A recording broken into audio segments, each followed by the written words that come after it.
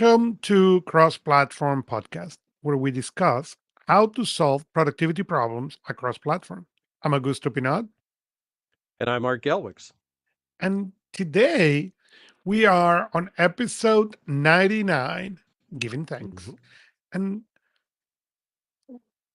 as I was preparing for this show, well, one, I was very happily surprised that we are on 99. And as Yeah, we were discussing the topic, I said, we need to now come 100 and big deal. But uh, also the importance of giving thanks and giving thanks to the people who has listened to us during these mhm. 99 episodes and the people who will listen to us in the future, and giving thanks to you as my co-host and everybody. But let's talk about gratitude and giving thanks in productivity and even in technology. It's interesting. First, I do appreciate, I want to thank you, Augusto, for helping me make this kind of thing happen. The work between us, over 100 hours of content that we've created over the past couple of years. I was going back and looking at the numbers, and I didn't realize we had recorded so much. Especially I'm going through the YouTubes and hitting publish on things that we never even released. So if you're following us on YouTube, go back and look at the channel because there's stuff there that you've never seen before. I guarantee. Also, while you're there, hit like and subscribe because that absolutely helps us. But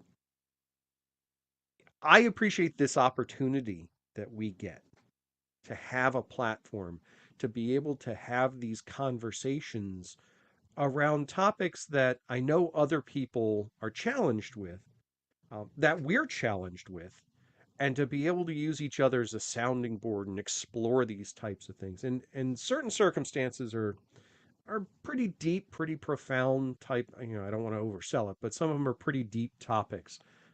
But others are just fun ones, trying to figure out what Apple's announcing this week or Microsoft's announcing next week, or, what did Samsung forget to announce this time? It If we want to talk about gratitude, that's one of the things that I'm grateful for is the opportunity to have all of these different topics to delve into and talk about. The opportunity to have these kinds of discussions and make these choices and look at these tools and figure out, can things be better? We don't have to do things the way we've always done them. We don't have to struggle with things the old ways. So to be able to enjoy that, explore that, and benefit from that, to me, that's something that I am extremely grateful for, is that opportunity to do so. And as you said, one of the things that you and I come from a very long time of doing shows. We start on Productivity Cast and then continue to this one. And one of the things I have always appreciated, even when we make fun and we, throw points to each other, it has always done in a friendly way, but it has always done in a way of learning and understanding the technology.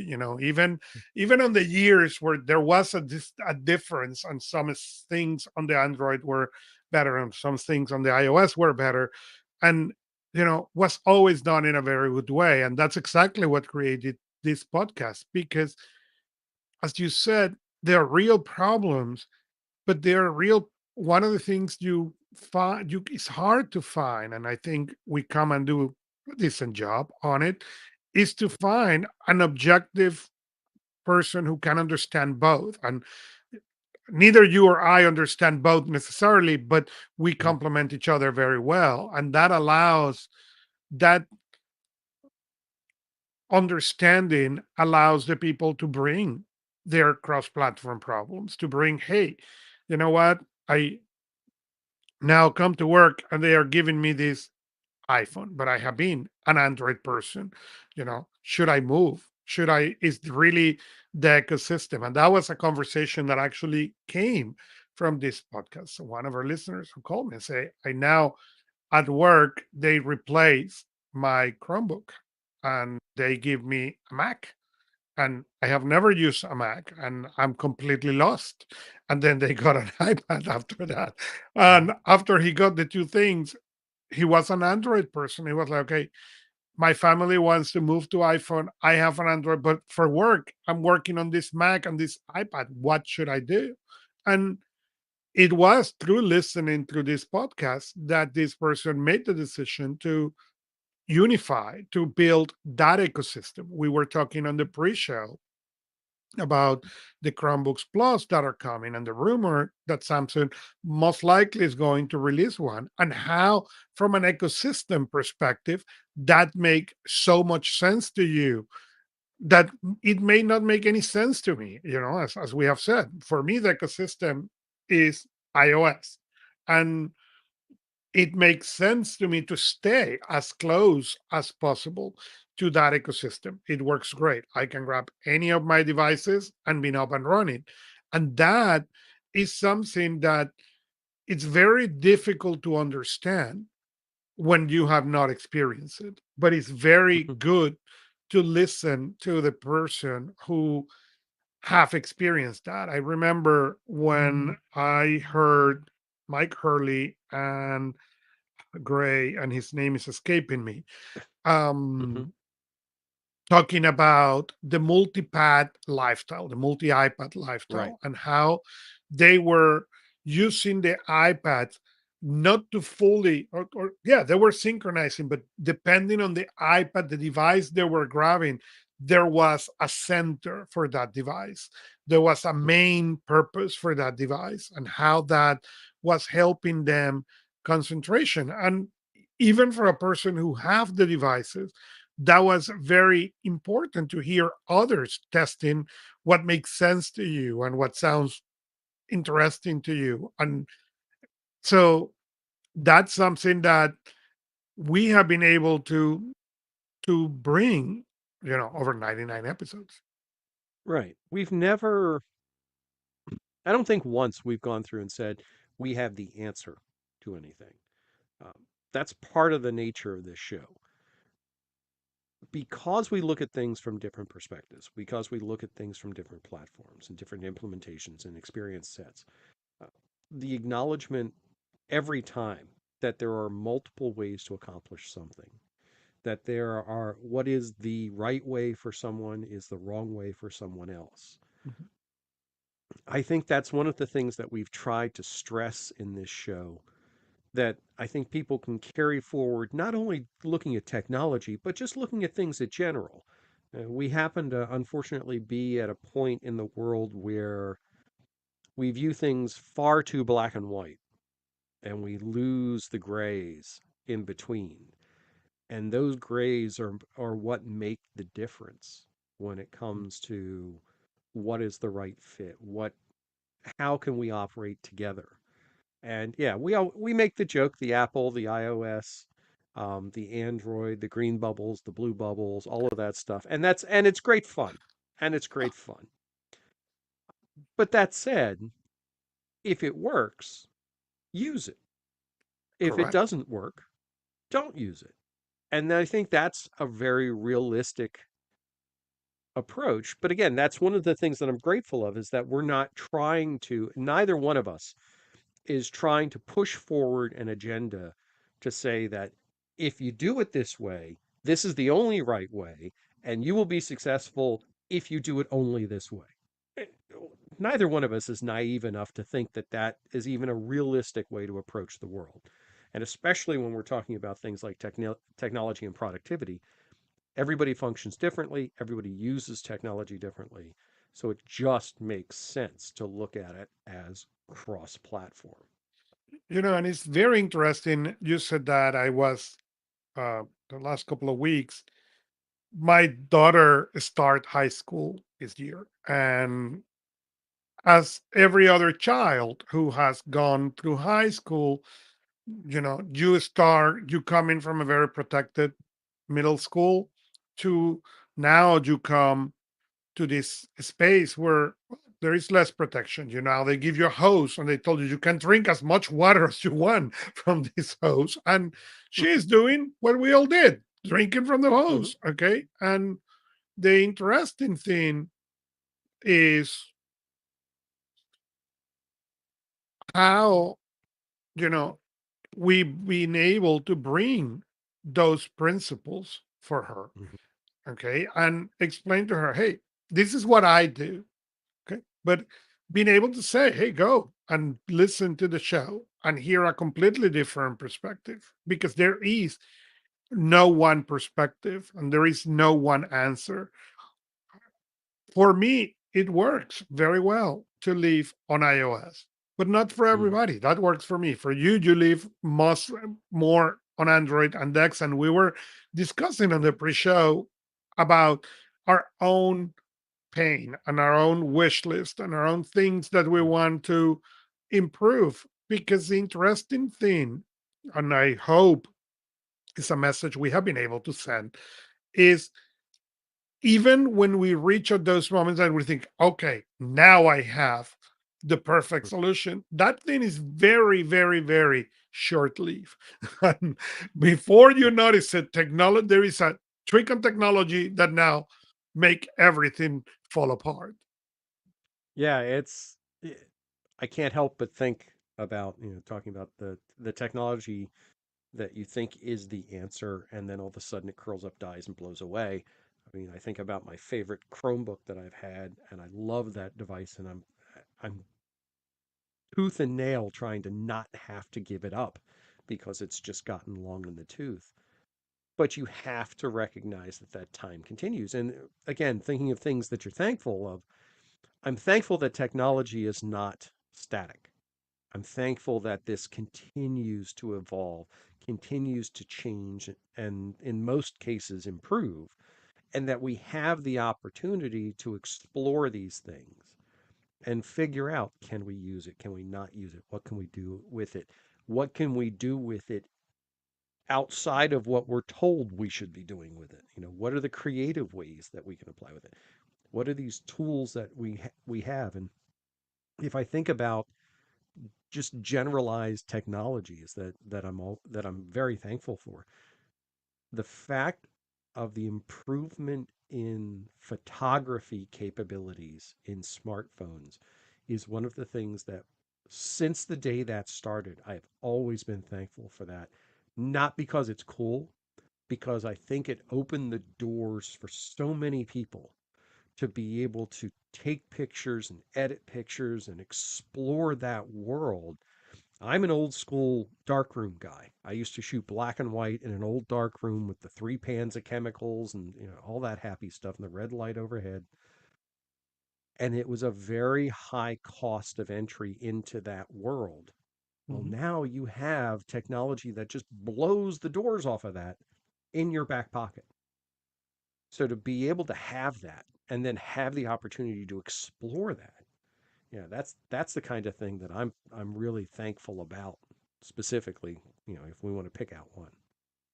Well, and as you said, it is, as a two guys who has been playing with technology longer than we care to admit, it is very interesting to being part of that evolution, to being part Yeah. of, I remember my first Palm Pilot, and I have mentioned that Palm Pilot in this show more times than not. Mhm. Why?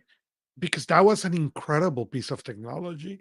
And when you think, wow, I start from that thing who has 68K, okay, to now what I can carry on my phone, and being able to teach people, you know, how to really useful, how to really use their skills.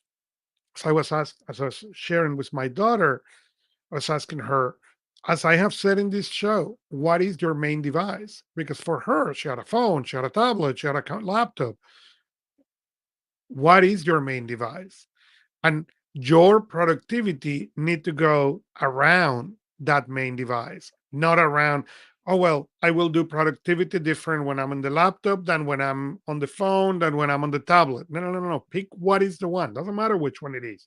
And productivity and being able to give that gift of cross platform and technology, to the other to the other people and to the next generations, because for us technology was something cool, for some of us at least.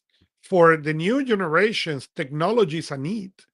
I remember, I think it was Alvin Toffer who said that the analphabets of the futures will be those who cannot unlearn and relearn stuff.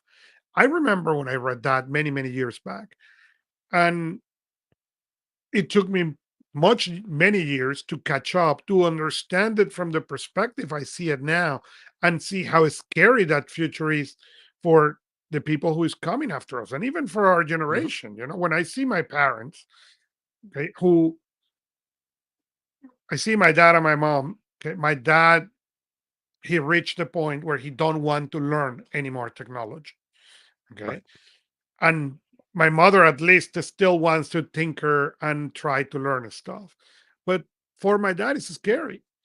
Okay, Hmm. because, well, he reached the point where he don't want to change. And I was in a meeting recently with somebody my age, and this person was telling me how he was very excited because he found on eBay three used phones, same as the phone he was. And Okay. exactly that face that you did was the face I did. Yeah, And I I asked him, understand and he it. said, I'm not willing to learn any more technology. So every Right. time I found this phone in eBay, I buy it. So that way, if this one die, I will replace it to the next one in the drawer. Hmm. And from a cross-platform perspective, it's scary to think that is happening at my age. It's given I'm Hmm. um somebody um somebody was having a party, or was some, I don't remember now, it was a meme, I think it was. Okay, and they were saying, well, my birthday in years is 65, but Hmm. if you think that 65 Fahrenheit is 18 Celsius, how about I stay at 18 and measuring a different measurement? And I understand, There you go. I measure technology that way. I'm measuring technology with that child in mind, with that Hmm. curiosity, and not everybody does. But I'm very grateful to be in a position to do that and to bring how this evolution translate to where people can integrate with what they know, what they're willing to Hmm. learn, and what they have. Yeah, it just doing the math out of my head. I've been involved with technology for more than 40 years now, and having started with it when I was 12. And this is when I say 12, I mean we're talking old TRS-80 computers. We're talking old CPM computers back in. If you don't know what those are, go look it up in Wikipedia. You'll see them. But anybody watching, uh, but this is the type of thing, being able to have that opportunity to grow with the technology. I mean, I remember the days back, the pre-Palm Pilot days, programmable calculators and things like that. And you were always going, oh, this could be so much more. You could see the potential. You just didn't know how it was going to turn out. And I think we see that all the time. We have newer technologies that are coming down the path, and we look and we go, what could it be? To be able to participate in that, even in the smallest way, Mhm. um, is just, it's a fascinatingly unique perspective that we have an opportunity to do. And it provides unique opportunities. I mean, I have an Xbox. I enjoy playing my Xbox. I play a lot of games, and I got to play Xbox with my 4-year-old grandson for the first time. We sat down. He had a controller. I had a controller. We were racing games, and it was that experience that I know that my father never had, because Mhm. he just never experienced that. No one before him in our family ever had that. So it was a first, and it's a first that will continue on. And I'm grateful for those kinds of unique opportunities. So let me ask this. If we think about this past year, because it's easy to think about grateful, big things over life, What's the one piece of hardware and one piece of software from the past year that you're grateful for, that has made the biggest impact for you? And I'll answer first to give you a chance to think about it. For me, software wise, and I'll answer software first, it's a software application called Canva. Canva Mhm. is a graphic design application, and people think, "Oh, wait, you do productivity stuff. Why does it?" I have done more work in Canva over the past year than I have any other application, hands down, including my regular personal productivity apps. The way they've constructed this application, they have lowered that bar of entry to the point where you don't have to be this big highfalutin graphic designer to be able to produce really compelling visual content. And it's that type of an application that I think opens doors. And those are the ones that I'm grateful for, are not the ones that target a very specific audience extremely well, but broaden the horizons of more people and introduce them into this world. Now, if I were to become a dedicated graphic designer, then yeah, I would probably leave Canva behind because there are much better applications. But within this space, this first tier, I can't think of anything better. So, what about you? So software, I think it will be Goodreads 5. I love that thing. The ability of having all that information that I can digitize, that I can turn into notebooks, that I can turn into knowledge, okay, that I can search in seconds is priceless for me and is something that I really, really, really, really love. And I'm very grateful. From the hardware perspective, I will say what has changed my use of technology the most is something that is relatively new and we have not talked much about on the show, and is virtual glasses. So when Apple made their announcement of the Vision Pro, I begin researching how that was going to impact productivity. From there, I at that time there were two players, the Nreal and uh, forgot the name of the other one. Okay, I test one of those, didn't like it. I didn't test the other one because it was more aim to gaming that I don't game much. Hmm. But then came this third company called Viture, Veture, that it said to productivity. Actually, the first thing they have is a dongle that allows the iPhone to go into this massive screen. And if you have Office 365, you can bring now Office 365 on the cloud and work in a 120 pixel screen. It's beautiful. Okay. But aside of that, it has also allowed me to bring uh different kinds, for I was sharing in the pre-show that I can read in bed. My wife is a very light sleeper, and I read in bed. And I have tried black screen, low dim, you name it. I have tried, and she wakes up anyways. With this thing, I can now read for hours of hours of hours, and she's fine. I can even type for hours of hours of hours in bed. So it is um, a dream device. It gives me privacy. I can go places, leave my iPad in the table closed, and see it on my big screen in front of me with my glasses. So, what this has given me is a glimpse of the potential that a device like the Vision Pro will have. It is going to be perfect on the first iteration. No, it's going to take three or four, but the potential is massive. And in a way, it reminded me on the iPad.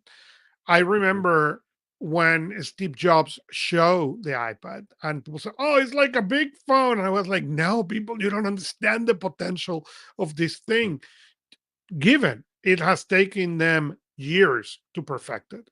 Okay. But when you look at the iPad today, when you look at what you can do on an iPad today, it's really something that changed, and it changed so much that the form factor that everybody laughed when the iPad was released, now everybody have. Okay, and Windows, Lenovo, Microsoft, Samsung, everybody has come to the tablet form factor because it is fantastic. So that will be the two things probably that change the most for me in this year. Yeah, I think from the hardware perspective, I mean, I just look around. I exclude my phone from it because my phone is such a ubiquitous device. I almost consider my phone like my wallet. It's just one of those things I just don't leave without. It's always there. I mean, it's extremely powerful, it's extremely capable. But I would say that the one piece of hardware that I've found that has made more of a difference over the course of the year would also be my tablet. I have a Samsung Galaxy S8, and that tablet combined with a keyboard means that the bulk of the time when I leave to go somewhere, if I'm going to go just to hang out, or if I'm going to go to a client site, or if I'm going to go visit something, I'm not taking my laptop with me. I grab that tablet and it goes. I can throw it in the car, I can throw it wherever. It can piggyback off the phone as a hotspot. Uh, it has a pen with it. It can do 85 to 95% of what I need, and then I can Mhm, remote into my desktop for that remaining piece. But it's just a stable, consistent, reliable tool. And I think when we look at next year and next week's or the next episode, we have episode 100, we're going to be talking about the future of this podcast as well as the future of cross platform technology. Looking at stable, reliable tools is probably the most important thing that you can do. That thing that you trust, that thing that you can go back to every mhm, time, you can fall back on, and it's funny because in everything, it doesn't matter what, in everything there are things like that. If you work in a workshop, if you're a mechanic or something, there's specific tools that you will just instinctively grab. There's a particular screwdriver that you'll always grab. There's a particular hammer you'll always grab. Because you're comfortable with those and you know they will do. If you're a chef, there you'll grab your chef's knife, and it may not be the exact specialty tool for that particular job. If you were to say on the internet that you're using it, you get piles of comments back, oh, you're using the wrong thing, but it works. And mhm. I think that's probably the most important thing to take away from this podcast itself, but across the board, is find that thing that works for you and use it. Work it. Don't spend your time trying to find alternatives to it. I mean, you can keep your eyes open. I'm not asking you to become mired in the mud, but find that thing and use it and continue to use it. And you make me think on something as you were saying that, because as we have said at the end of every show, we have this community, the Personal Productivity Club, and we have a channel in there. Mhm. But there was somebody in a different channel who we were sharing a new machine that Lenovo will um, release that is basically a Windows machine on the form of a tablet. But the marketing allows you to put that computer on portrait mode. And we were discussing that, and I was like, you know what? I love to work on portrait mode. And as I was describing that, I say, why? You know, one of the things I love about my iPad mini is that I can work always in portrait mode. And then I begin thinking from why I don't work on the 11-inch in portrait mode. So, well, because the keyboard that I have is the Apple Magic Keyboard that only fits, in landscape. Mhm. I was like, okay. So I went to Amazon and bought the same keyboard I had for the mini for the other one. Okay. And put it in there. And the moment I start working, it was like, oh, yes, now. And yeah, the comment has not made it yet to the show, but it is those little things that we need to remember and tinker and don't settle. And and we do. Okay, we I is something that I have not spent thinking until this discussion came, and I say, like, I would love to work on that iPad. I work more on that iPad than any other one. And they say, why? I say, oh, because on this one I cannot. I went, bought the keyboard that I like, and now I can put it in portrait and work on portrait all that I want. So that it is important, and it's one of the things that we bring to this show, because as you said at some point today, we don't have all the answers. What maybe we have is more willingness to test and make mistakes Mhm. and buy hardware that is like, this didn't work. Yeah. It's I can't help but it's easy to get frustrated with technology and the things that we have and the things that we do. And it's like, oh, why won't this do? And this is that one good opportunity each year to go back and say, hold it. These are truly first world problems that we're talking about dealing True. with here. No question You about know, it.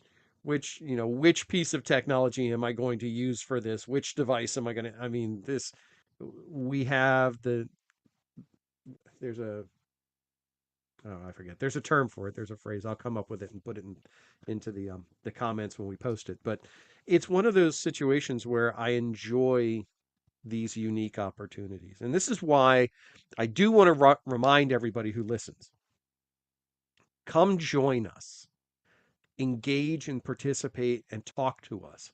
Come out to Personal Productivity Club. Listen to the shows. Put comments in YouTube. Like and subscribe. Let us know what you like, Mhm. what you're thankful for that we're talking about, or you wish that we would talk about, or you wish we would stop talking about, whatever. But that type of a thing helps us so much to not only explore and have different opportunities to advance the conversation, but also to make it much more relevant for you. And Mhm. that's really, I mean, when we think back on this, and I can't reiterate enough how blessed we are to be able to do this the way we are. Yep. We do this as a labor of love. We enjoy this show. We enjoy these conversations, but it adds 10 times when we get a comment or we get feedback or somebody reaches out and says, "Hey, I did this. Hey, I did this."